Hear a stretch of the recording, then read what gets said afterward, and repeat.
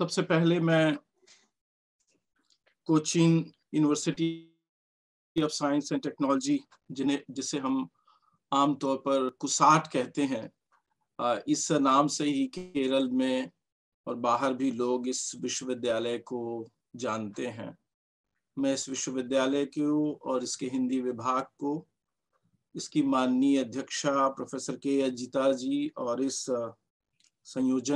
कार्यक्रम के संयोजक डॉक्टर प्रभाकरन हेबार जी का धन्यवाद देता हूं कि उन्होंने मुझे इस व्याख्यान श्रृंखला में अपनी बात कहने के लिए आमंत्रित किया।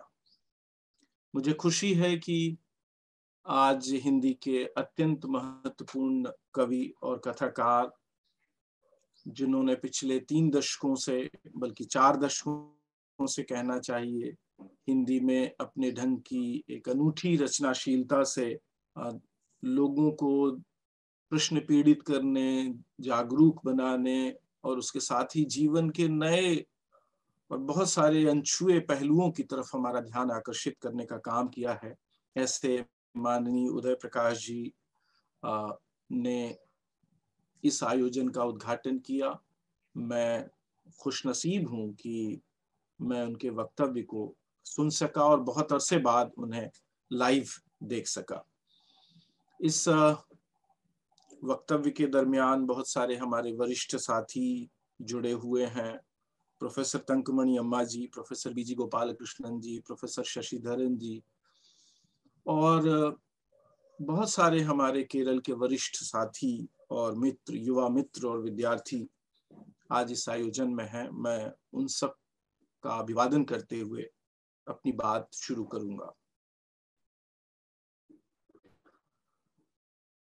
मैं जो भी बातें कहूंगा वो दार्शनिक स्तर पर, सैद्धांतिक और वैचारिक स्तर पर न जाकर उनके डिटेल में, बल्कि मैं कोशिश करूंगा कि पिछले 100 वर्षों की हिंदी कविता के माध्यम से अपनी बात कहूं।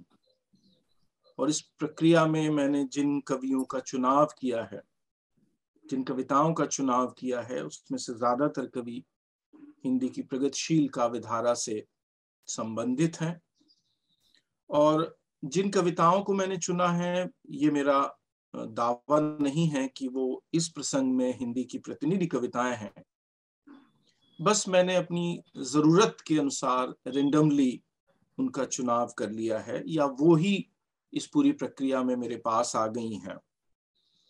इस स्पष्टीकरण के साथ मैं अपनी बात कहना चाहता हूं। इस बात के बावजूद कि आज प्रकृति और पर्यावरण पर, पारिस्थितिकी पर अत्यंत गहरा संकट मौजूद है, प्रकृति एक गहरे संकट के दौर से गुजर रही है, इस बात के बावजूद प्रकृति आज भी सृष्टि की सर्वोच्च सत्ता है, मनुष्य जीवन का बुनियादी प्राथमिक आधार। प्रकृति यानी प्रथम कृति, दुनिया के पहले मनुष्य के पैदा होने से पहले वह थी। और जब कुछ भी नहीं होगा, जब मनुष्य अंतिम तौर पर इस सृष्टि से विदा लेगा, तब भी वो रहेगी। प्रकृति वह सत्ता है, वह उपस्थिति है जिसके सृजन में मनुष्य की कोई भूमिका नहीं। नदी, पर्वत, पहाड़, झरने,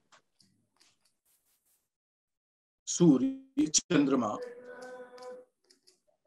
ऋतुएं, समंदर, इन सब के निर्माण में मनुष्य का कोई योगदान नहीं।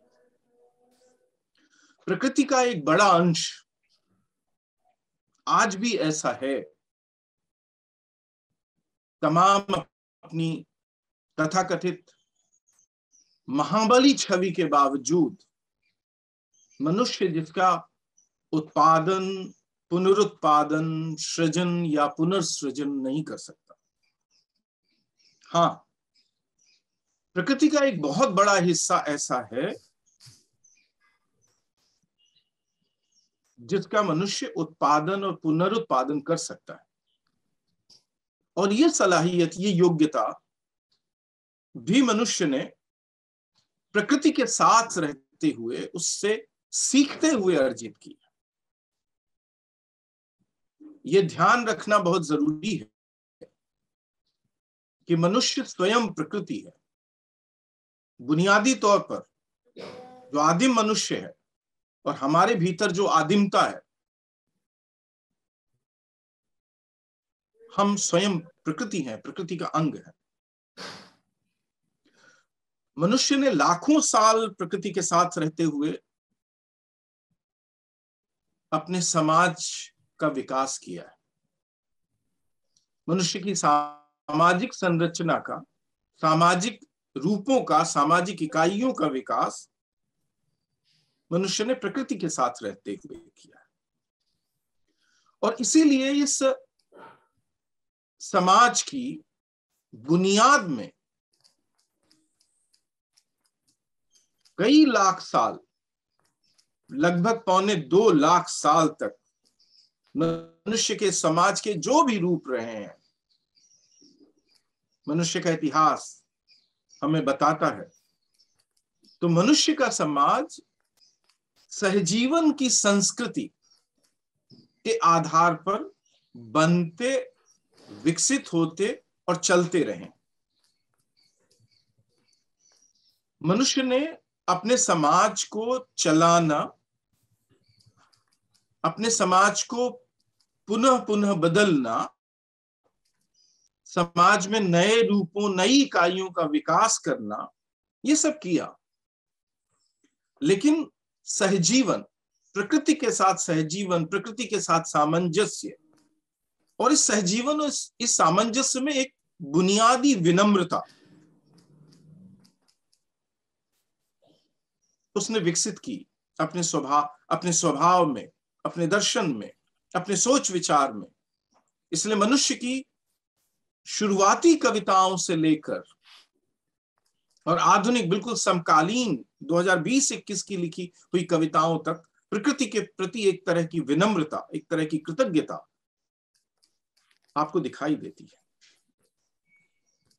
प्रारंभिक मनुष्य प्रकृति के रौद्र रूपों से भय खाता था। तेज सूर्य, लगातार होती बरसात, समुद्र में उठने वाले तूफान, नदियों में आने वाली बाढ़, तेज गति से चलने वाली हवा, अचानक लग जाने वाली आग, तेज गति की बर्फबारी, कुछ भी अचानक परिवर्तन, ये सब वो चीजें थीं जिन्हें मनुष्य समझ नहीं पाता था। इसलिए प्रकृति के इन रूपों के प्रति, जिन्हें मैं अभी बातचीत करते हुए रौद्र रूप कह रहा हूं, उनसे भय खाता था, उनसे डरता था। परंतु प्रकृति के शांत रूपों के प्रति वो हद से ज्यादा मुग्ध था, आकर्षित था, उससे प्रेम करता था।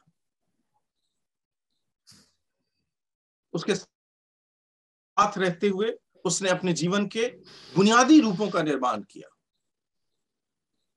लाखों साल घुमक्कड़ कबीलों, फिर स्थायी वास करने वाले कबीलों, और फिर गांव में रहते हुए वह निरंतर प्रकृति के रहस्यों को जानने की कोशिश करता रहा। सूर्य, चंद्रमा, अग्नि, पवन, मेघ, समुद्र, नदियां, पहाड़, जंगल उसे डराते भी थे और उसे अपनी ओर बुलाते भी थे, आकर्षित भी करते थे। यही वो एक द्वंद्वात्मक परिस्थिति थी जिससे हमारे पुरखों ने इन सभी प्राकृतिक शक्तियों को, सूर्य को, चंद्रमा को, अग्नि को, पवन को, मेघ को, समंदरों को, नदियों को, पहाड़ों को, जंगलों को, धरती के टुकड़ों को देवता के रूप में पूजना स्वीकार किया। भारतीय इतिहास का ही यदि अध्ययन करें तो आप देखते हैं कि प्रारंभिक वैदिक देव प्रणाली मूलतः प्रकृति देवों से बनी। ये किससे छिपा है? भारत की सभी नदियां, जो नदियां जिन इलाकों से गुजरती, जो पहाड़ जिन इलाकों में हैं, जो जंगल जिन इलाकों में हैं, धरती के टुकड़े, वे सभी आज भी देवी देवता का दर्जा प्राप्त करते हैं। उदय प्रकाश जी जिस जगह से आते हैं, मध्य प्रदेश का वो इलाका जहां की सबसे प्रमुख नदी नर्मदा है, आप देखें कि नर्मदा के प्रति कितना देव भाव नर्मदा के प्रति वहां के लोगों में है। और शायद ही हिंदुस्तान का कोई इलाका हो, सिर्फ गंगा ही बड़ी देवी नहीं है, बल्कि जितनी भी नदियां हैं, छोटी से लेकर बड़ी, वे सभी नदियां, सारे पहाड़, आप देखेंगे कि जितने लोक अनुष्ठान है, रिचुअल्स हैं, पुरानी रीतियां हैं, प्रणालियां हैं जीवन की, उन सब उनमें उनके प्रति एक खास तरह की कृतज्ञता और उन्हें देवता के रूप में स्वीकार करने की जो भावना है वो आज तक भी चली आती है। सहजीवन का ये विनम्रता का ये जो दर्शन है,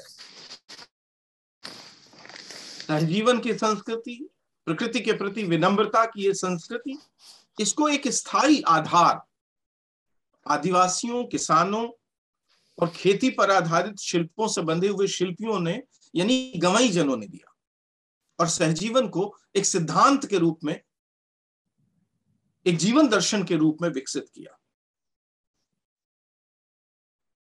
ये किसी से छिपा नहीं है।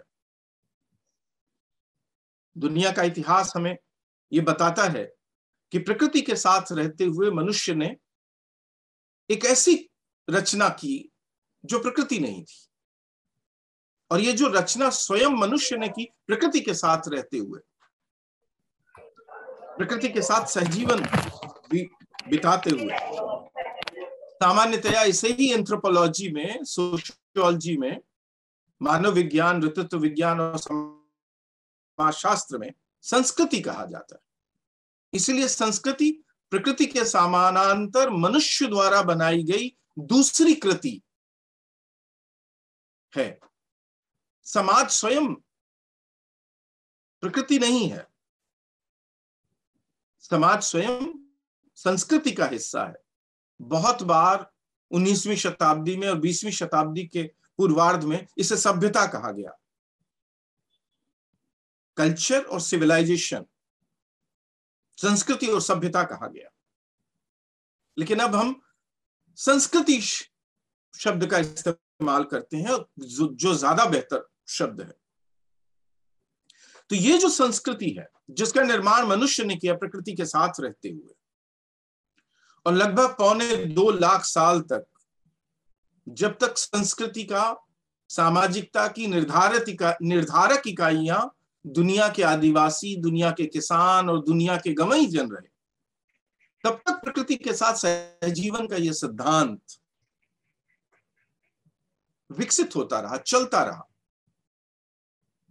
परंतु पूंजीवाद के उदय के साथ आधुनिक जब हम कहते हैं तो आमतौर पर जो शब्दावली हम इस्तेमाल करते हैं, ये ध्यान रखना जरूरी है कि आधुनिकता का विकास पूंजीवाद के विकास के साथ हुआ। इसमें लोक समाजों का, गंवई समाजों का, आदिवासी समाजों का, किसानों समाजों का भी आधुनिकीकरण हुआ।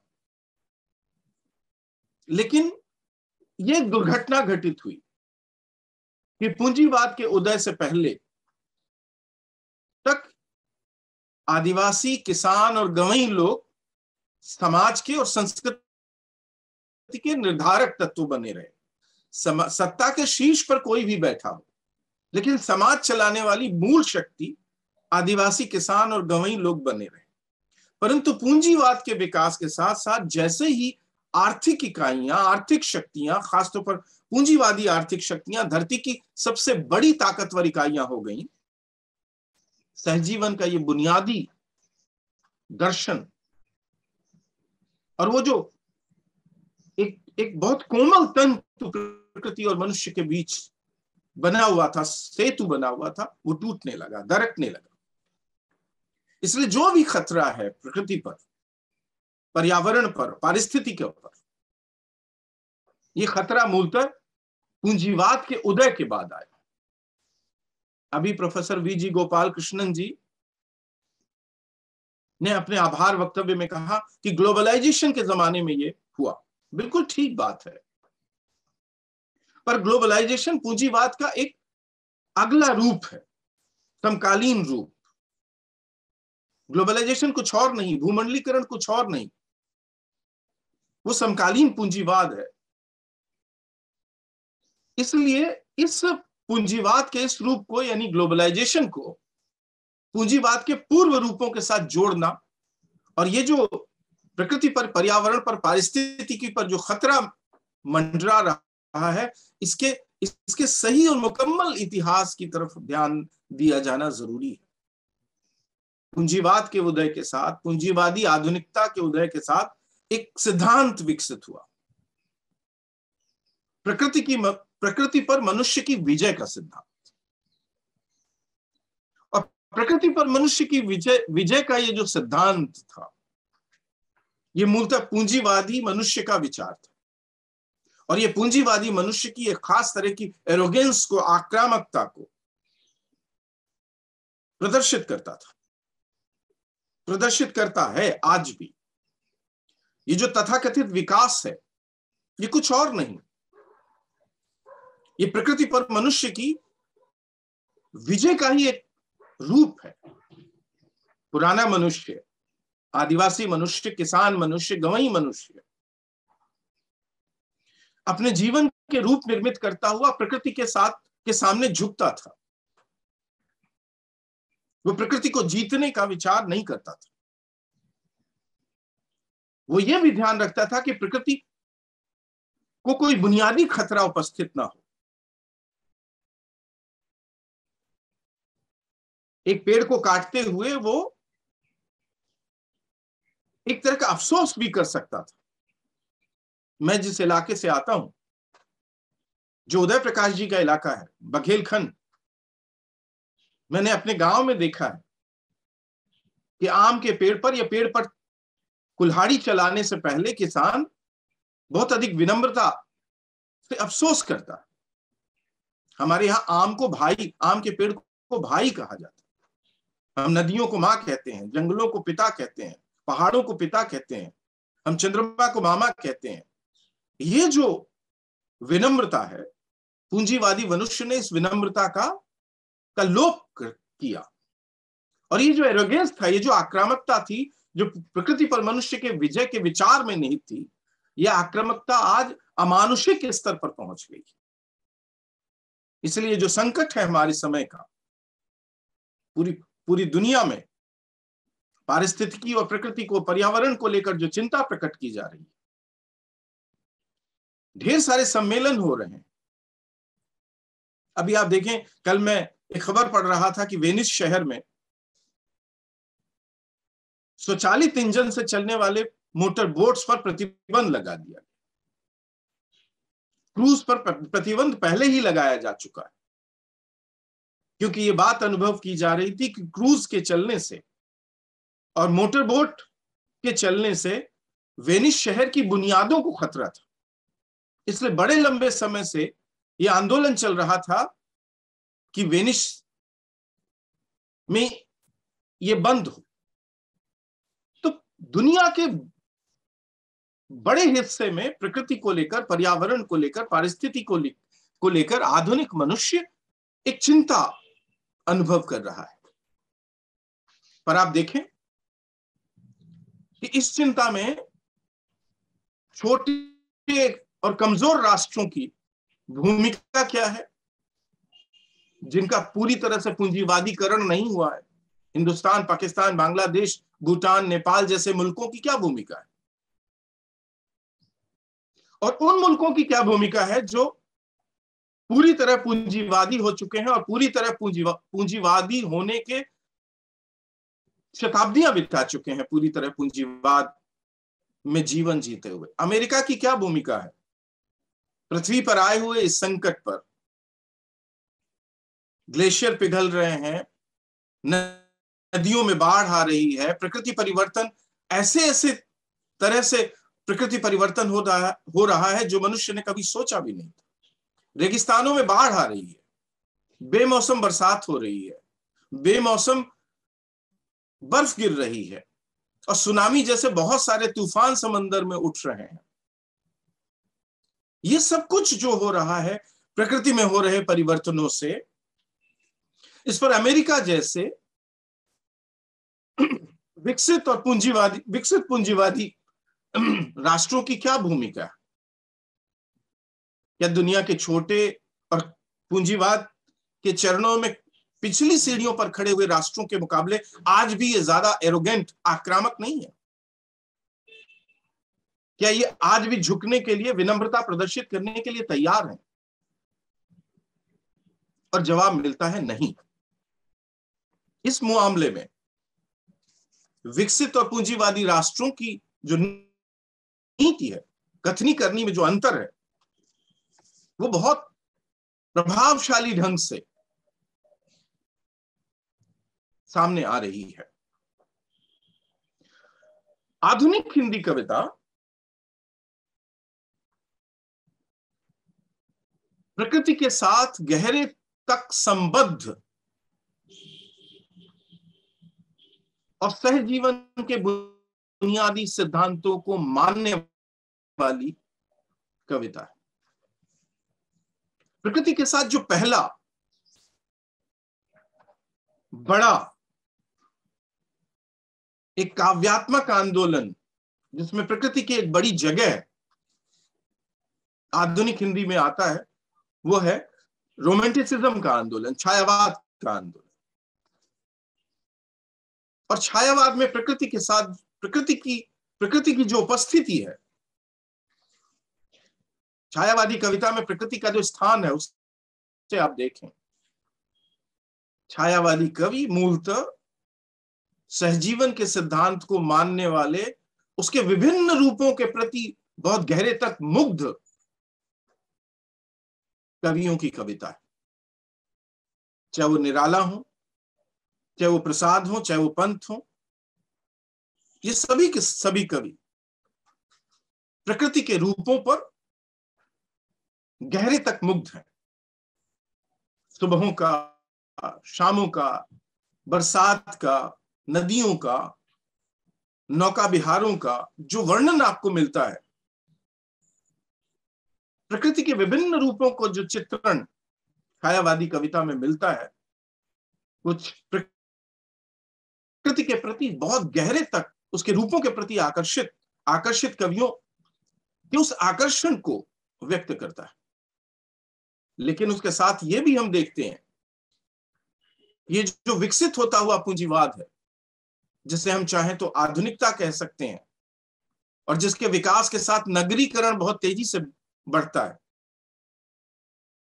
जिसके विकास के साथ यांत्रिकीकरण बहुत तेजी से बढ़ता है, नगरीकरण और यांत्रिकीकरण के प्रति एक तरह का विराग भाव, एक तरह की विरक्ति भाव भी छायावाद की कविता में मिलता है। और जब नगरीकरण से, शोर शराबे से, हलचलों से, भीड़ भाड़ से, ये जो आडंबर से भरा हुआ मानवीय जीवन है, इससे जब छायावादी कवि जब विरक्त होता है, तो वो प्रकृति की शरण लेता है। तब प्रकृति उसके लिए शरणस्थली बन जाती है। वो वहां जाकर मनुष्यता के उन बुनियादी रूपों को और बुनियादी तत्वों को पुनः प्राप्त करना चाहता है। ले चल मुझे भुलावा देकर मेरे नाविक धीरे धीरे। ये जो कविता है, प्रसाद की कविता, ये कविता उस प्रकृति प्रकृति के प्रति आकर्षण की कविता उतनी नहीं है जितनी कि ये आधुनिक नागर यांत्रिक सभ्यता के प्रति विकर्षण की कविता। प्रकृति कवि यहां स्वाभाविक भाव से प्रकृति की तरफ नहीं जा रहा है, बल्कि वो आधुनिक सभ्यता के, पूंजीवादी सभ्यता और यांत्रिक सभ्यता, नगरीय सभ्यता के प्रति एक विकर्षण, एक खींच, एक तरह की विरक्ति के कारण वो प्रकृति की शरण में जा रहा है। इसलिए मैं जानबूझकर शरण शब्द इस्तेमाल कर रहा हूं। सामान्य परिस्थितियों में आप किसी की शरण नहीं लेते, किसी की शरण में नहीं जाते, लेकिन जब ऐसी परिस्थितियां हो कि आपके ऊपर कोई संकट हो तो आप शरण में जाते। ले चल मुझे बुलावा देकर मेरे नाविक धीरे धीरे, ये जो कविता है ये उस संकट की पहली वानगी पेश करती है। जिस निर्जन में सागर लहरी, अंबर के कानों में गहरी, निश्चल प्रेम कथा कहती हो, तज कोलाहल की अवनी रे। कोलाहल की अवनी, शोर से भरी हुई पृथ्वी। ये जो शोर से भरी हुई पृथ्वी है, आप जानते हैं कि शोर को एक प्रदूषण का एक रूप कहा जा रहा है। तो ये आधुनिक हिंदी कविता में मानवीय जीवन और प्राकृतिक जीवन के प्रति जो संकट है उसकी एक पहली अभिव्यक्ति। इसीलिए इस कविता में आप जो विकर्षण का जो स्तर है वो बहुत सैद्धांतिक नहीं है, भावनात्मक है। ये जो विकर्षण है ये वैचारिक नहीं है, तर्कपूर्ण नहीं है। कवि ने जो मूलतः एक भावुक मन है, उस विकर्षण के आधारों की तार्किक खोज करके वो इस कविता तक नहीं पहुंचा है। लेकिन आप इस कविता के समय में लिखी जा रही कुछ किताबों की तरफ ध्यान दें तो आपको उसके तार्किक आधारों की तरफ भी आपका ध्यान जाता है। ये जो विकर्षण है आधुनिक पूंजीवादी नागर आडंबरपूर्ण सभ्यता के प्रति, ये विकर्षण जो प्रसाद के मन में है, ये विकर्षण मूलतः वह है जो महात्मा गांधी ने हिंद स्वराज में व्यक्त किया। और हिंद स्वराज एक ऐसी पुस्तक है जो आधुनिक पूंजीवादी यांत्रिक सभ्यता के प्रति आधुनिक भारतीय मन के विकर्षण को बहुत तार्किक आधार पर सामने रखती है। और उसके साथ साथ ही वो जो सहजीवन का पुराना संसार है, जब गांधी इस यांत्रिक सभ्यता से बाहर आने की बात करते हैं तो वो कहां जाने की बात करते हैं? प्रसाद प्रकृति की शरण में जाना चाहते हैं, तो गांधी प्रकृति के साथ सहजीवन जीते हुए जो हमने तंत्र विकसित किया था समाज का और अर्थतंत्र, उसकी तरफ जाने की बात करते हैं। तो कुटीर उद्योगों की बात करते हैं। ये वो उद्योग प्रणाली है जो आधुनिक पूर्व पूंजीवाद से पूर्व सामंतवादी समाज में प्रचलित थी। तो छायावाद का प्रकृति के साथ जो गहन संबंध है, उसमें एक तरफ प्रकृति के रूपों के प्रति गहरा आकर्षण है, तो दूसरी तरफ आधुनिक यांत्रिक सभ्यता के प्रति एक गहरा भावनात्मक विकर्षण भी मौजूद है। और जिस विकर्षण को तार्किक आधार प्रदान करते हैं महात्मा गांधी जब वे हिंद स्वराज लिखते। छायावादी कवियों की कविता एक ऐसी कविता है जहां प्रकृति को मनुष्य की तरह देखने की एक भंगिमा आपको दिखाई पड़ती है। इसीलिए आप देखेंगे कि छायावाद में एक चीज है जिसे हम मानवीकरण कहते हैं। छायावादी कवि पहाड़ को, नदियों को, ऋतुओं को, पेड़ों को, सुबह को और शाम को मनुष्य की तरह देखते हैं, जिसे हम मानवीकरण कहते हैं। दिवसावसान का समय था, मेघ में आसमान से उतर रही संध्या, सुंदरी सी संध्या, सुंदरी परी सी।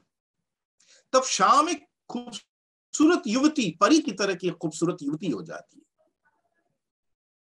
पंत की एक कविता है जहां पावस प्रदेश में पर्वत, जहां पहाड़ अपनी आंखें खोलता है। ये जो मानवीकरण है, प्रकृति को मनुष्य की तरह देखना,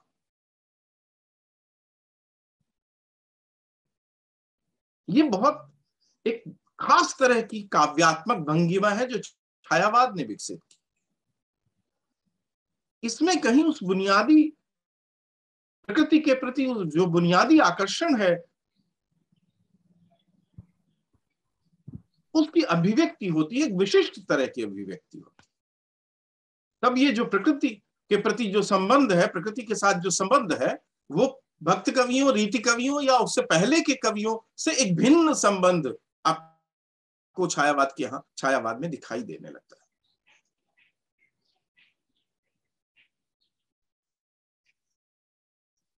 और बहुत सारी बातें छायावाद की कविता और छायावाद से प्रकृति के साथ संबंधों के बारे में कही जा सकती, पर प्रकृति के साथ सहजीवन के सिद्धांत को बहुत गहराई से व्यक्त किया, तार्किक आधारों पर व्यक्त किया, पारंपरिक आधारों पर व्यक्त किया प्रगतिशील काव्यधारा।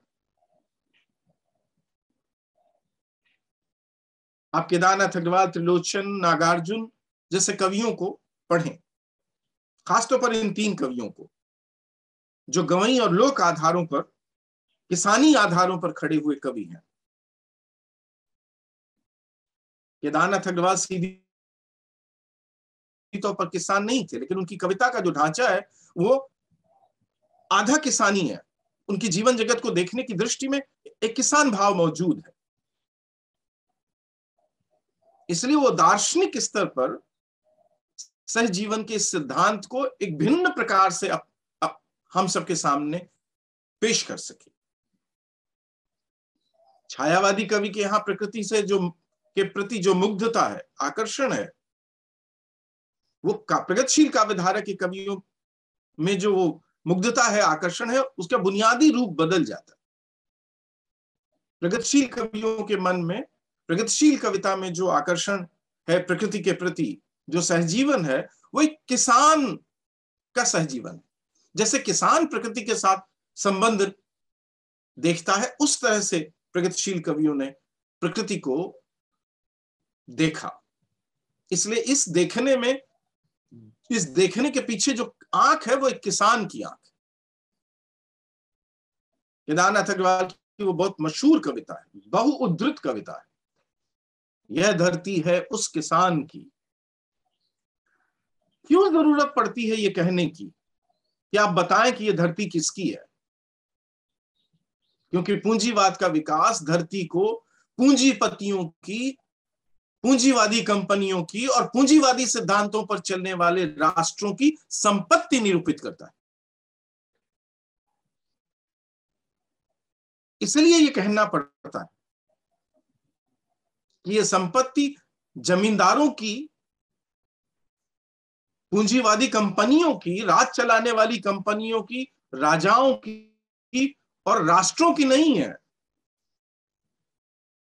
बल्कि उसकी है जो उसके साथ संतति की तरह, बेटे बेटी की तरह व्यवहार करता है।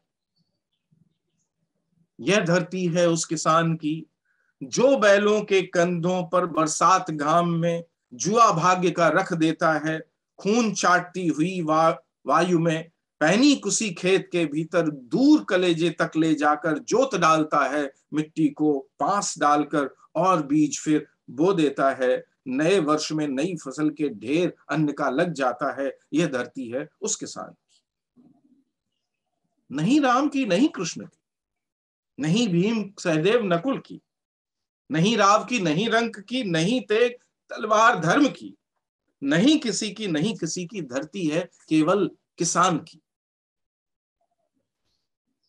ये जो केदारनाथ अग्रवाल का ये जो कहना है धरती केवल किसान की है, तो भूले मत आप कि पूरी दुनिया के ज्यादातर आदिवासी समाज और भारत के भी ज्यादातर आदिवासी समाज खेतीहर समाज हैं। ज्यादातर आदिवासी जंगल की उपज पर निर्भर है और खेती से की उपज पर निर्भर है। इसलिए जब किसान कहता है केदारनाथ अग्रवाल, तो किसान में आदिवासी किसान भी शामिल है, जो कि आदिवासियों की बड़ी संख्या है। सिर्फ जंगल की उपज पर निर्भर रहने वाले किसान आदिवासी शायद 5-10% होंगे, लेकिन जंगल और खेती की उपज पर निर्भर रहने वाले आदिवासी 80-90% हैं। इसलिए केदारनाथ अग्रवाल कहते हैं जो मिट्टी को जीवित रखता है, जो धरती को जीवित रखता है, ये धरती उस किसान की है। तो जो प्रकृति के साथ संबंध है, यहां कोई पर्यटक दृष्टि का, आउटसाइडर, बाहरी व्यक्ति का आकर्षण नहीं है प्रकृति के प्रति, बल्कि बुनियादी और वह आकर्षण है जो माँ का बेटे बेटी के साथ होता है, जो बेटा बेटी का माँ के साथ होता है। प्रकृति के साथ, धरती के साथ जो किसान का संबंध है, वो माँ बेटा, माँ बेटी का संबंध। ये जो मुग्धता है, ये जो आकर्षण है, ये मुग्धता और आकर्षण प्यार से पैदा हुआ है। केदारनाथ अग्रवाल की एक दूसरी बहुत महत्वपूर्ण कविता है, जिसको इस संदर्भ में मैं रेखांकित करना चाहता हूं और याद करना चाहता हूं। वह चिड़िया जो चोंच मारकर दूध भरे जुंडी के दाने रुचि से रस से खा लेती है, वह छोटी संतोषी चिड़िया नीले पंखों वाली मैं हूं, मुझे अन्न से बहुत प्यार। ये जो कविता है, मुझे अन्न से बहुत प्यार। पूंजीवादी आधुनिक नागर लोग इस पंक्ति के मर्म को समझ नहीं सकते। अन्न से प्यार। मैं जिस गांव का बासिंदा हूं, उस गांव में मैंने अपने बचपन में देखा है कि अनाज का एक दाना यहां वहां पड़ा हो तो किसान की पत्नी और पूरा का पूरा परिवार उससे एक गुस्सा, एक क्रोध उसको आता है। तो अन्न से प्यार करने वाले लोग, अन्न उपजाने वाली धरती से, प्रकृति से प्रेम। इसलिए इस कविता में आगे चलकर आता है, मुझे विजन से, जंगल से बहुत प्यार, मुझे नदी से बहुत प्यार। ये जो जंगल से, नदी से, पर्वत से, पहाड़ से, समंदर से, झरनों से, जंगलों से, अन्न से प्यार करने वाली, ऋतुओं से प्यार करने वाले जो लोग हैं, इन्होंने प्रकृति को, धरती को लाखों साल संभाल कर रखा। अब देखिए, कोई नदी ऐसी नहीं होगी जो किसानों और आदिवासियों के कारण मरी हो। कोई पहाड़ ऐसा नहीं जो किसानों और आदिवासियों के कारण मरा हो। कोई जंगल ऐसा नहीं जो आदिवासियों, किसानों के कारण खत्म हुआ। लाखों साल से नदियों के किनारे, नदियों के साथ, पहाड़ों के साथ, जंगलों के साथ, धरती के साथ, प्रकृति के साथ रहता है मनुष्य, और उसे कोई नुकसान नहीं पहुंचाता। जिस प्रकृति को हम लाखों साल संभाल कर इसी सहजीवन के बुनियादी सिद्धांत के कारण ले आए, 200 साल के पूंजीवाद ने देखिए कितनी नदियों को मौत के घाट उतार दिया, कितने पहाड़ों की हत्या कर दी, कितने जंगल हैं जिनकी हत्या हो चुकी है, कितनी वनस्पतियां, कितने जीव खत्म हो चुके हैं धरती से। और ये जो खत्म होना है, ये स्वाभाविक नहीं है, ये इस आधुनिक पूंजीवाद की वजह से। दिल्ली में नर्मदा को देखिए, दिल्ली में यमुना को देखिए, डर लगता है, भय होता है। वो कृष्ण जिन्हें हम इतना प्यार करते हैं, वो उन कृष्ण कथा में जो नर्मदा, जो यमुना मौजूद है, कृष्ण जिस नदी के साथ जिनका संबंध है, कितनी ही भक्ति कविताओं में और लोक कविताओं में कृष्ण और यमुना एक मेक है। कृष्ण के प्रति प्रेम का तथाकथित आडंबर करने वाले, राम के प्रति प्रेम का तथाकथित आडंबर करने वाले लोग उन चीजों को बचाए नहीं रख पा रहे, क्योंकि ये प्रेम का आडंबर तो करते हैं पर प्रेम नहीं करते। इसलिए केदारनाथ अग्रवाल जब सादा सी पंक्ति कहते हैं, मुझे अन्न से बहुत प्यार है, मुझे विजन से बहुत प्यार है, मुझे नदी से बहुत प्यार है, तो इस प्यार के मानी वो हैं जो एक किसान के लिए होते हैं, जो एक आदिवासी के लिए होते हैं, जो गंवई लोगों के लिए होते हैं, और यहां तक कि शहरों के वो लोग जो इन्हें चोट नहीं पहुंचाते, उनके लिए होते हैं। ये जो भाव है, सहजीवन का भाव, प्रेम का भाव, अनंत कविताओं में समकालीन हिंदी की ये प्रेम अलग अलग रूपों से, अलग अलग तरह से व्यक्त होता है। एकांत श्रीवास्तव के तीसरे कविता संग्रह बीज से फूल तक में, माफ कीजिएगा, चौथे कविता संग्रह बीज से फूल तक में एक कविता है, हम धरती कहते हैं। अपनी किसी प्रिय वस्तु का नाम लो, किसी प्रिय जन का नाम हम धरती कहते हैं। किसी प्रिय रंग का नाम लो, किसी प्रिय देव का नाम हम धरती कहते हैं। हम धरती कहते हैं तो वह माँ है, हम माँ कहते हैं तो वह धरती है। ये जो भाव है, ये जो संबंध है धरती के साथ, प्रकृति के साथ, ये किसान का संबंध है, आदिवासी का संबंध है, आदिवासी किसान का संबंध है। इस कविता के उत्तरवर्ती भाग में कवि पूछता है, किसका है यह खून जो बह रहा है धरती पर, और तब वो पहचान करता है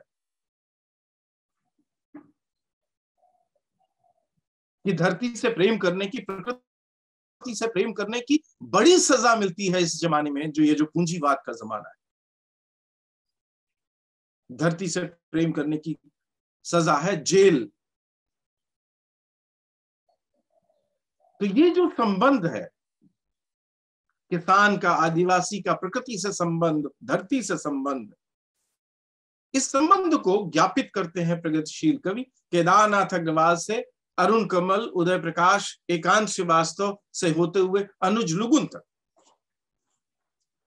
और आप देखेंगे कि प्रगतिशील कविता में प्रकृति के अनगिनत दृश्य हमें मिलते,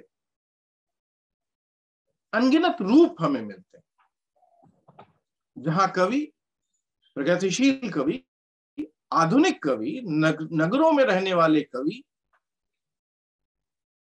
ये बताते हैं कि प्रकृति उनके जीवन के लिए कितनी आवश्यक है। और वो वही बुनियादी जो बात केदारनाथ अग्रवाल ने कही, प्यार है, उस प्यार को व्यक्त करते।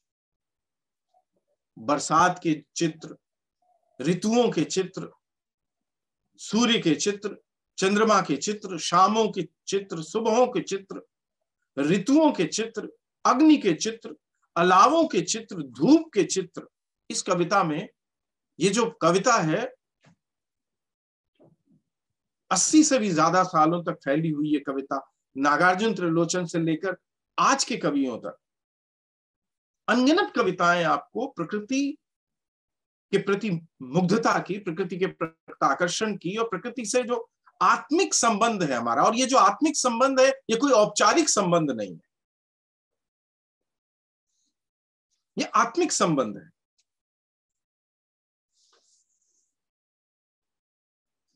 एक विनम्रता है, एक कृतज्ञता और एक प्रेम। विनम्रता भी है, कृतज्ञता भी है, और प्रेम, गहरा प्रेम भी इन कविताओं में दिखाई देता है। मैं बहुत सारी कविताओं का उल्लेख कर सकता हूं जिन कविताओं में आपको ये मिलेगा। हमारे समय के कवियों में खास तौर पर नागार्जुन, केदारनाथ अग्रवाल, त्रिलोचन के बाद आपको हमारे समय के कवियों, विशेष तौर पर अरुण कमल में ये मिले, एकांत श्रीवास्तव में ये मिले, और अनुज लुगुन में ये मिले। और तब आप इस, जैसे मैं किसान और आदिवासी का भाव कह रहा हूं, जिसे मूलतः सजीवन का दर्शन कहा जा सकता है, वो आप देखते हैं। लेकिन इन कवियों को जिन्हें आपने ज्यादा पढ़ा है, वहां तो आप जाकर इन कविताओं को देख सकते हैं। पर बिल्कुल नए कवि जिन्होंने अभी 10 साल पहले लिखना शुरू किया, अनुज लुगुन को हिंदी की दुनिया में रेखांकित करने वाले वरिष्ठ कवि उदय प्रकाश जी अभी हमारे साथ मौजूद हैं, जिन्होंने 2010-11 का भारत भूषण अग्रवाल देकर अनुज को सम्मानित किया, अनुज की कविता पर की तरफ लोगों का ध्यान दिला। उस अनुज लुगुन की कविता में आपको एक किसान की तरह, एक आदिवासी की तरह जो भाव है,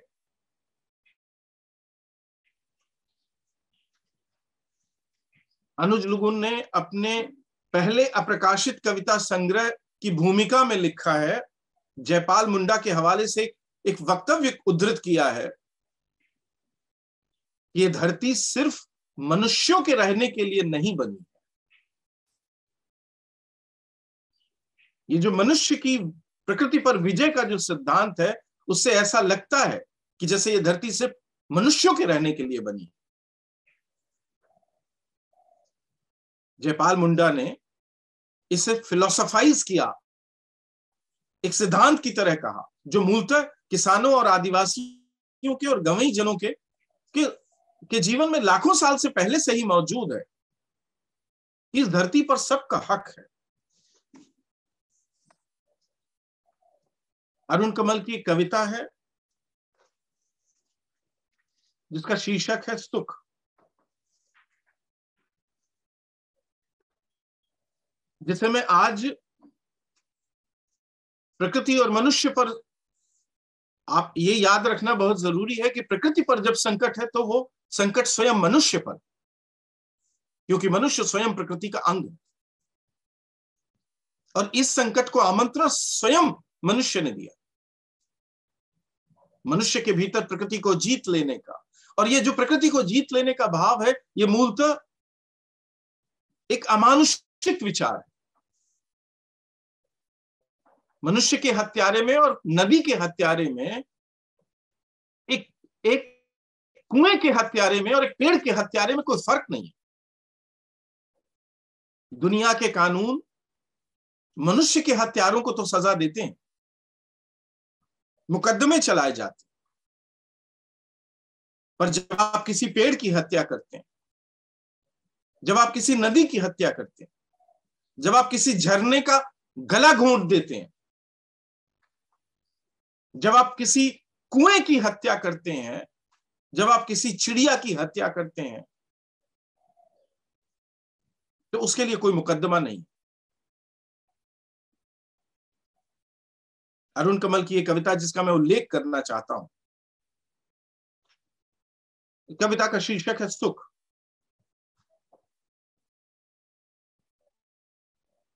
और इस कविता में अरुण कमल बताते हैं कि ये जो हत्या की संस्कृति है,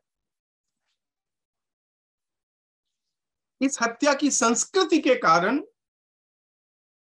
एक दिन पेड़ की हत्या करने वाला, पेड़ काटने वाला, नदी, कुएं की हत्या करने वाला मनुष्य मनुष्य की हत्या करता है। कविता का जो क्राफ्ट है, उस कविता के क्राफ्ट में एक पुरातन किसी तांत्रिक, किसी ज्योतिष या किसी ऐसे व्यक्ति का कथन है। ये कविता, इसकी जो लोकेल है इसका, और जो कथा है इसके भीतर, जिस कथा की पृष्ठभूमि से यह संवाद उभरता है, वो पुरातनता लिए हुए 9वीं-10वीं शताब्दी तक जा सकते हैं इसे लेकर। वो तांत्रिक, वो ज्योतिषी एक गृहस्थ परिवार के सामने खड़ा है, जो गृहस्थ परिवार और उसकी गृह स्वामिनी अपने घर की वास्तु शांति के बारे में पूछ रही है, वास्तु के बारे में पूछ रही है, और ये कविता उसका जवाब है। वास्तु शांति नहीं है देवी,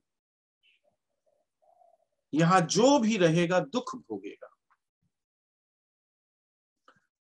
सुख होगा तो शांति नहीं, शांति तो सुख नहीं, कोई कार्य निर्विघ्न नहीं। ये जैसे कि ये पंक्तियां समूचे पूंजीवादी आधुनिक समाज के बारे में टिप्पणी करती हैं। वास्तु शांति नहीं है, यहां जो भी रहेगा दुख भोगेगा। सुख होगा तो शांति नहीं, शांति तो सुख नहीं, कोई कार्य निर्विघ्न नहीं। इसमें भाग्य का दोष नहीं, न कोई दैवी विधान है, आधार भूमि का कोप है देवी। आधार भूमि, जहां ये घर बना है जिसमें तुम रहते हो, जैसे कि ये जो पूंजीवादी सभ्यता है, ये जो इतने बड़े बड़े नगर हैं, महानगर हैं, कॉस्मोपॉलिटन्स हैं, ये जहां बने हैं, जिस प्रक्रिया से ये बने हैं, उसका कोप है। आधार भूमि का कोप है देवी। आप देखें कि कैसे बने हैं नगर, कैसे बसे हैं। इस बसाहट के पीछे, इस नगरीकरण के पीछे, इस समूची सभ्यता के पीछे क्या है? इस सभ्यता के पीछे है हत्या, हत्या की संस्कृति। ये हत्या आप देखते हैं कि जब पूंजीवाद आपको दिखाई देता है मनुष्य की या समाज की हत्या करता, तो उसके पहले वो प्रकृति की हत्या करता है। वो पहाड़ों और नदियों और पेड़ों और जंगलों की हत्या करता है। अरुण कमल इस कविता में कहते हैं, जहां तुम्हारा शयन कक्ष है वहीं ठीक उसके नीचे याद करो कोई वृक्ष था जामुन का। नींव पड़ने के पहले छोटी गुठली वाले काले जामुनों का वृक्ष, वही वृक्ष तुम्हें हिला रहा है। एक पक्षी अभी भी ढूंढता है अपना नीड़, वे चींटियां खोजती हैं अपना वाल्मीकि। इस ब्रह्मांड में सबका अधिकार है देवी। ये जो जामुन के पेड़ की हत्या हुई है, ये चींटियों के वाल्मीकि की हत्या हुई है, ये पक्षी के घोंसले की, उसके घर की हत्या हुई है। और उधर जो दीवार है बाईं ओर, उसके नीचे कुआं था, पति से पूछना। खूब बड़ा पुराना कुआं जिसका जल हल्का और मीठा था। एक उद्गार था पृथ्वी का, तुमने उसे भी घोंट दिया। जहां मुख्य द्वार है वहां से तिर्यक दिशा में खोदो तो मिलेगा कंकाल। उस आदमी ने यह घर बनाया है जिसने जामुन के पेड़ की हत्या की, चींटियों के वाल्मीकि की हत्या की, और पक्षियों के घोंसले की हत्या की, एक कुएं की हत्या की, और उसी ने की धन के लिए, लोभ के लिए, लालच के लिए एक व्यक्ति की हत्या की जो इस घर में कभी अतिथि के रूप में आया था। ये जो संस्कृति है, हत्या की संस्कृति, जो प्रकृति पर विजय की या ज्यादा से ज्यादा लोभ, लाभ और मुनाफा कमाने की। इसलिए आप देखेंगे कि एक विभाजन आपको फिर करना पड़ेगा, करना चाहिए। प्रकृति के साथ सहजीवन को, सिद्धांत को मानने वाले लोग इस पृथ्वी पर, धरती पर रहते हैं, जो पृथ्वी पर पांव रखने से पहले पृथ्वी के पांव छूते हैं, पृथ्वी को मां कहते हैं। और दूसरी तरफ वो लोग हैं जो कहते हैं कि पृथ्वी भोगने के लिए बनी। वीर वे हैं जो भोगते हैं पृथ्वी को। दो बुनियादी हिस्से इस समाज में हैं, एक तरफ किसान है, आदिवासी हैं, और दूसरी तरफ वो लोग हैं जिनकी संस्कृति, जिनकी सभ्यता बाजार पर आधारित है, मुनाफे पर आधारित है, लाभ पर आधारित है। विनोद कुमार शुक्ल की एक कविता है, जंगल के दिन भर के सन्नाटे में। उस कविता में आप देखेंगे तो एक आदिवासियों का एक दल है, एक लड़की है आदिवासी, जो जंगल में जाती है महुआ बीनने के लिए, और जब वो महुआ बीनने के लिए जाती है तो उसे जंगल में बाघ दिखता है। विनोद कुमार शुक्ल कहते हैं, आदिवासी लड़की को बाघ उसी तरह देखता है जैसे जंगल में एक आदिवासी लड़की दिख जाती है। जंगल के पक्षी दिख जाते हैं, तितली दिख जाती है, और बाघ पहले की तरह सूखी पत्तियों पर जम्हाई लेकर पसर जाता है। ये लड़की जो जंगल में महुआ बीनने गई है और बाघ, उसके बीच में जो संबंध है वो प्रकृति के उसी सहजीवन के संबंध की तरह है। यदि ये लड़की बाघ के जीवन को डिस्टर्ब नहीं करेगी, व्यवधान नहीं डालेगी, जो कि वो नहीं डालेगी, तो बाघ भी उसके जीवन पर में व्यवधान नहीं डालेगा। इसलिए दोनों, जैसे प्रकृति और मनुष्य रहता आया है लाखों साल से, वैसे प्रकृति गांव में, जंगल में बाघ और मनुष्य लड़की रहते आए हैं लाखों साल। विनोद कुमार शुक्ल उस कविता के आखिर में कहते हैं कि जिन लोगों को बाघ से डर नहीं लगता,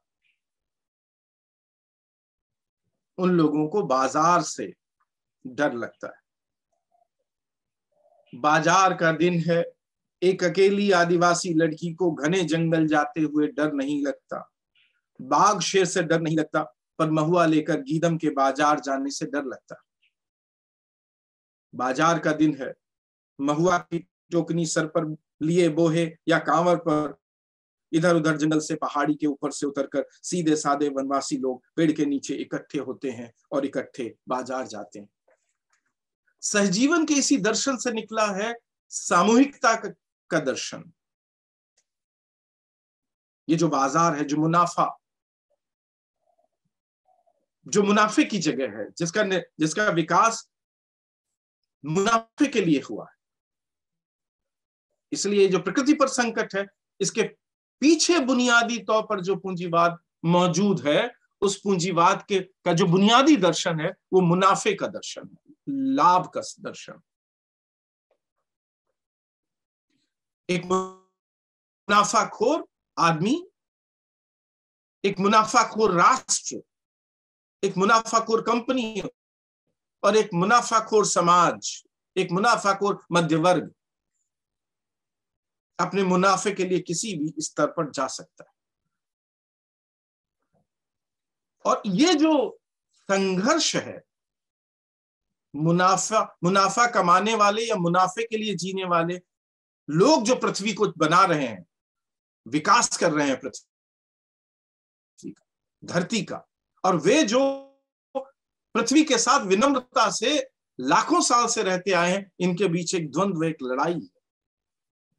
और इस लड़ाई को सबसे अधिक मुखर तरीके से आज पूरी दुनिया के उन इलाकों में देखा जा सकता है जहां पहाड़ हैं, जहां नदियां हैं, जहां समंदर है, जहां जंगल है।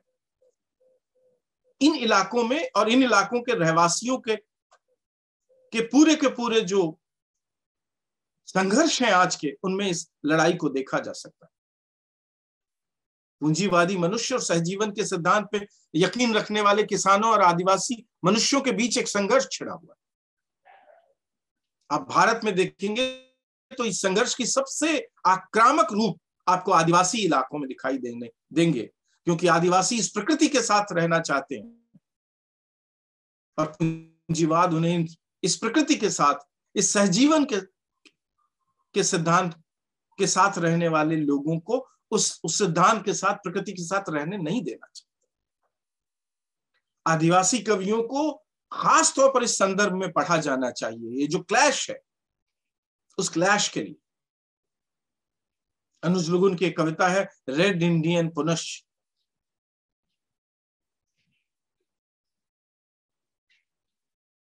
ये रेड इंडियन पुनश्च कविता का शीर्षक बताता है कि जैसे पूंजीवाद के विकास की शुरुआती मंजिलों में अमेरिका में रेड इंडियंस का संहार किया, मुनाफा कमाने के लिए गए लोगों ने, पूंजीवाद की पहली मंजिल में लाखों लोग मार दिए गए, आदिवासी मार दिए गए। पूंजीवाद जैसे जैसे आगे बढ़ रहा है, वैसे वैसे ये पूंजीवाद के से मरने वाले लोगों की जद में सब धीरे धीरे आ रहे हैं। कल हमें लगता था कि सिर्फ आदिवासी इलाके उसकी जद में है, सिर्फ आदिवासी उसकी जद में है, और अब हम देख रहे हैं कि सिर्फ आदिवासी नहीं, किसान भी उसकी जद में आ रहे हैं। सिर्फ आदिवासी गांव नहीं, जंगल नहीं, हमारे गांव, किसानों के गांव भी उसकी जद में आ रहे हैं। अनुज लुगुन की कविताओं को इस संदर्भ में खास तौर पर नए सिरे से पढ़े जाने की जरूरत है। ये जो यात्रा है, जो विजय यात्रा है, जिसकी तरफ मैंने शुरुआत में इशारा किया था, ये जो पूंजीवाद प्रकृति पर अंतिम विजय के लिए निकला है, अनुज लुगुन से खास तरीके से व्याख्यायित करते हैं। अब तुम्हारे सामने नदी थी, तुमने नदी का पानी पिया और उसके बाद उसे पहले गंदला किया ताकि उसे और कोई न पी सके। फिर भी प्यासों ने गंदे पानी से अपनी प्यास बुझाई तो तुमने उस पर बाड़ लगाकर सोख लिया। अब पक्षी और तितलियां बिना पानी के मरने लगी। तब तुम आगे और बढ़े और एक नदी पर कब्जा जमाया। तुमने अपने रास्ते के सारे जंगल उजाड़ डाले। जो जानवर तुम्हारी शोभा बढ़ा सकते थे उसे तुमने अपने पिंजरे में कैद कर लिया, और जो बाकी बचे थे उसका सामूहिक संहार किया। तुमने पहाड़ पर कब्जा कर उसकी ऊंचाई काट डाली। तुम धरती के सभी प्राणियों को अनाथ कर विजेता बने हो। तुम धरती के सभी प्राणियों को अनाथ कर विजेता बने हो। तुम्हारे लिए यह धरती दुश्मन का इलाका भर है जिसे तुम जीत कर आगे बढ़ जाते हो। ये जो संघर्ष है आज आदिवासियों और राष्ट्र राज्यों के बीच दिखाई देता है, सरकारों और आदिवासियों के बीच ये जो संघर्ष है, इस संघर्ष के पीछे मौजूद है वो पूंजीवाद, जिसके सबसे बड़े समर्थक और एजेंट आज पूरी दुनिया के नेशन स्टेट हैं। ये नेशन स्टेट, इन नेशन स्टेट्स को चलाने वाले लोग, ये जो नीतियां बनाने वाले लोग हैं, तथाकथित विकास करने वाले लोग हैं, ये प्रकृति, ये गांव, ये जंगल, ये नदी, ये झरना उनके एजेंडे से बाहर। अनुज अपनी एक कविता में कहते हैं, मैं किसी राष्ट्राध्यक्ष को पत्र नहीं लिखूंगा, वह मेरा दोस्त नहीं है। वो कहते हैं यह उसके लिए एक चुटकुला ही होगा कि मुझे अपनी मुर्गियों से प्रेम है, जंगली लतरों, फलों और पहाड़ों से प्रेम है। मैं सुअरों, बैलों, भैंसों और गिलहरियों के अचानक खो जाने के से सदमे में हूं। वह इन सबको अलग अलग कर देखेगा, वह गाय के जीवन को अलग बांट देगा और वह हिंसा का कारण बन जाएगी। वह गंगा कहेगा और दूसरी नदियां सड़ जाएंगी।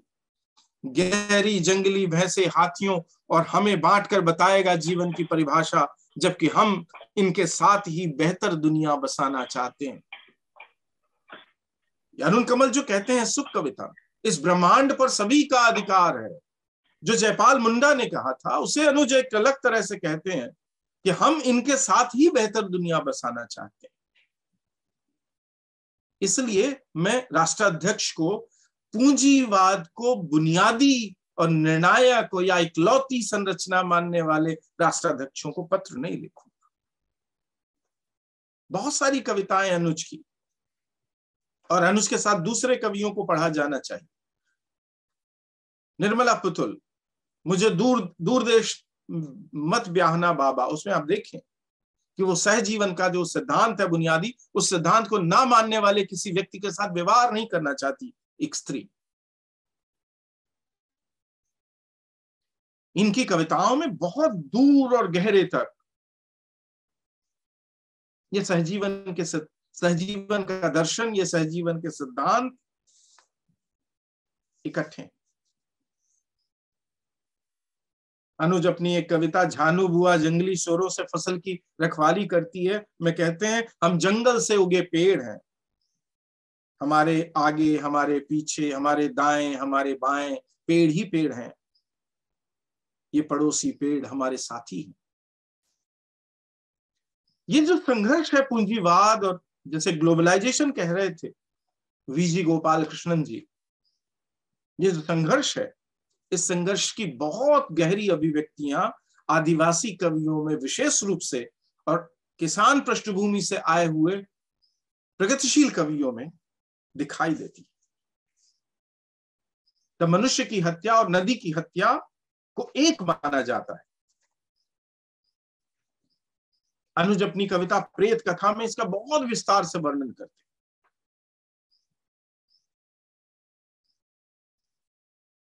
अनुज बताते हैं कि जैसे कि पूरे के पूरे इलाके पर, धरती पर, जंगल पर, पहाड़ पर कब्जा कर लिया, सब कुछ स्वप्न कथाओं की तरह घटित हो रहा है, लेकिन हुक्नू को यह सब खुली आंखों से दिख रहा है। यह सब एक देश के झंडे के नीचे किया जा रहा है। आश्चर्य की देश के झंडे के प्रतीक चिन्ह के ऊपर पास्को चस्पा हो गया है, और जब झंडा लहराता है तो देश नहीं पास्को लहराता है। लोग देशभक्ति के लिए खड़े हो जाते हैं और पास्को सिंहासन पर बैठ जाता है। दयामणि बारला ने एक जोरदार आवाज लगाई, पास्को पास्को पास्को, वापस जाओ। लेकिन देश के सारे कानून सशस्त्र बलों के साथ उनकी ही ओर दौड़ पड़े। और तब हकनू ने देखा, कलिंग नगर में आदिवासियों की हत्या कर दी गई। बांसगुड़ा में आदिवासी नाबालिगों सहित गोलियों के शिकार हो गए। जीतन मरांडी ने गीत गाया तो अंग्रेजी खंबे से टिका फांसी का फंदा उसकी गर्दन की नाप का हो गया, और जैसे ही दयामणि ने प्रेत की पहचान की, उसे भी जेल में डाल दिया गया। पास्को एक है और वह अनेक है। उसी के लिए हो रहा है यह सब। यहीं से उठा है प्रेत और यहीं भर रही है तिजोरी। भूगोल अनेक है लेकिन इतिहास एक। जो भी इस प्रेत को भगाना चाहता है उसे जेलों में बंद कर दिया जा रहा है। हुक्नू को न्यायालय और छापाखानों में भी उसी का अट्टहास मिला। संसद और संविधान के उसी स्वर को सुन वह अपने गांव की पहाड़ी के पीछे जा पहुंचा।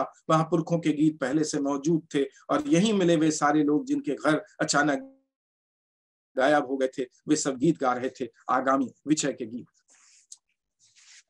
सिर्फ एक कविता नहीं है प्रेत कथा, एक दूसरी कविता है, लंबी कविता। मैं गीत गाना चाहता हूं। इस कविता में भी एक संघर्षशील ऐसे आदिवासी का कथन है जो पूंजीवाद के इस समकालीन रूप के सामने जिसका समाज धीरे धीरे मर रहा है। ये जो सहजीवन का सिद्धांत है, जो अंततः प्रकृति की रक्षा करेगा और मनुष्य की, ये सारा संघर्ष दुनिया में, ये जो आदिवासियों का, किसानों का संघर्ष है, ये उसी के लिए है। मैं उस फसल का सम्मान लौटाना चाहता हूं जिसकी जड़ों में हमारी जड़ें हैं। उसकी टहनियों में लौटती पंछियों को घोंसला लौटाना चाहता हूं जिनके तिनकों में हमारा घर है। उस धरती के लिए बलिदान चाहता हूं जिसने अपनी देह पर पेड़ों के उगने पर कभी आपत्ति नहीं की, जिसने नदियों को कभी दुखी नहीं किया, और जिसने हमें सिखाया कि गीत चाहे पंछियों के हों या जंगल के, किसी के दुश्मन नहीं होते। अनुज लुगुन की कविताएं, प्रेम और भंवर की कविताएं, एक लंबी कविता है। उस कविता में एक छोटी पहाड़ी का जिक्र आता है जिसका नाम है हतना बुरु। अनुज बताते हैं, आज का एक युवा आदिवासी कवि बताता है कि हतना बुरु पूंजीवाद के लिए और पूंजीवादी सिद्धांत को मानने वाले राष्ट्र के लिए एक गर्भवती स्त्री से ज्यादा कुछ नहीं। वो उस पहाड़ को खोदकर उसके भीतर से बॉक्साइट और मैग्नीज निकालना चाहते, और इसके लिए वो अनगिनत सदियों से जो जिन लोगों का घर है उसे भी उजाड़ देना चाहते। आज जो लोग समझ रहे हैं और अभी ये मान रहे हैं कि ये आदिवासियों के संघर्ष, ये किसानों के संघर्ष सिर्फ आदिवासियों और किसानों के संघर्ष हैं, याद रखिए कि ये संघर्ष सिर्फ किसानों और आदिवासियों के संघर्ष नहीं है, ये मनुष्य जाति के संघर्ष है। ये जो सब कुछ लेने वाला, लाखों मुखों वाला ये जो अजगर है पूंजीवाद,